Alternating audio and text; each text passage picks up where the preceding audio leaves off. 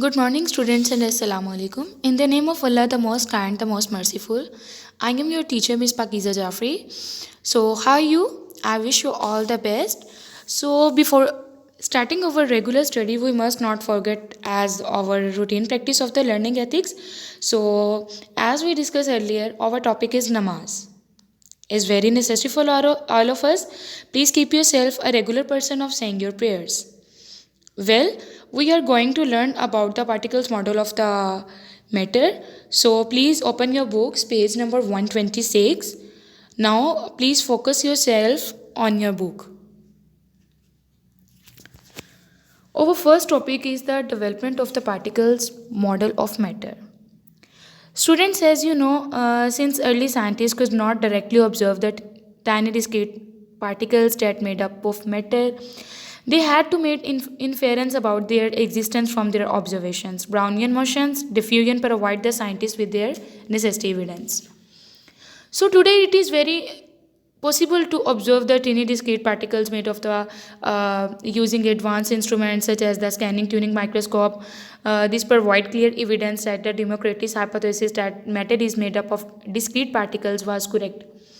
What do you think would happen if any evidence has showed that Democritus hypothesis was false? Based on the evidence and the observations and the investigations, scientists have accept the particle model of the matter as explanations of the nature. So, the development of the particle of the matter is summarized by different scientists, different botanists, different chemists. So, firstly, if we can talk about the Democritus, he was a Greek philosopher. He hypothesized that all matter is made up of tiny discrete particles called atoms, which are too small to be seen. If I can talk about the Aristotle, he was a Greek philosopher also, hypothesized that matter has continuous composition that can be broken down into smaller and smaller pieces. Next, John Dalton was an English chemist, also worked on the development of the particle model of the matter, suggested that matter is made up of small discrete particles which are like little solid balls. After the Dalton, a Scottish scientist Robert Brown observed with a microscope that smaller pollen grains suspended in water were constantly moved about randomly in all directions. This is known as Brownian motions, as we discussed earlier. Albert Einstein was American physician explained that dead pollen grains were moving because they were being bombarded by the moving water particles.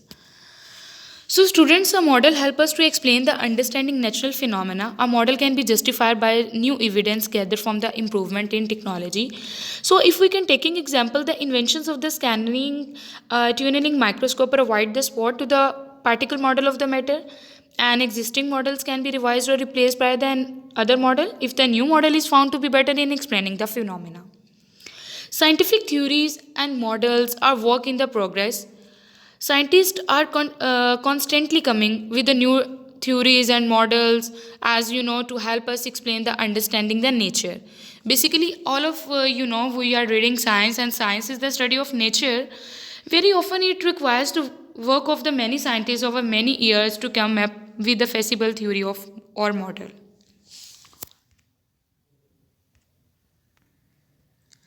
So on page number 130, the topic is particle models of solid, liquid and gas. As you know, matter has state, the fourth state is plasma, but we can discuss only three states, solid, liquid and gas. The difference is the physical properties of the solid, liquid and gas can be explained by using particle model of the matter. Whether a matter is a solid, liquid or gas depend upon the arrangement of the freedom of motions of small discrete particles in the matter. So firstly, we can discuss about the solid. You can see the picture of the solid on your screen, and the solid particles are packedly close to each other. That means the solid particles are tightly packed with each other. They have not any space between them. They are held together in the fixed position by strong attractive forces. The particles only vibrated to side and spin about the fixed position, but cannot move past one another. This is why a solid had definite shape and volume is unable to flow. So, if we are talk about a liquid, then in liquid the particles were arranged in a regular pattern. They are not closely packed as in the solid. The particles vibrate but do not have the fixed positions.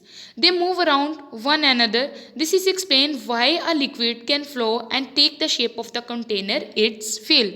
Because students, the particles of the liquids are not held together with each other, and they have not any definite shape, so or a regular shape, so they can contain the shape of the container, glass or other things. We can put the solids in them. So, if we are talking about the gases, in a gas, the particles are widely spaced. They can move freely, randomly. On your screen, the picture of the molecules of the gas is shown, so they are freely moved. They have a large spaces between them. The particles spread out as far they as can, so fill up as the container completely and the quickly. The shape and the volume of the gas is the same as that the container it fill. This is a little or not force of attraction between the particle of the gas. That's why gas can flow easily, and the molecules of the gas also flow easily.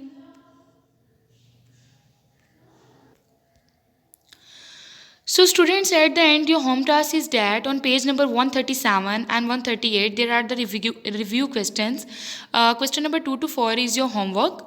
You can do it at your home on loose sheet. So students, best of luck and Allah Hafiz.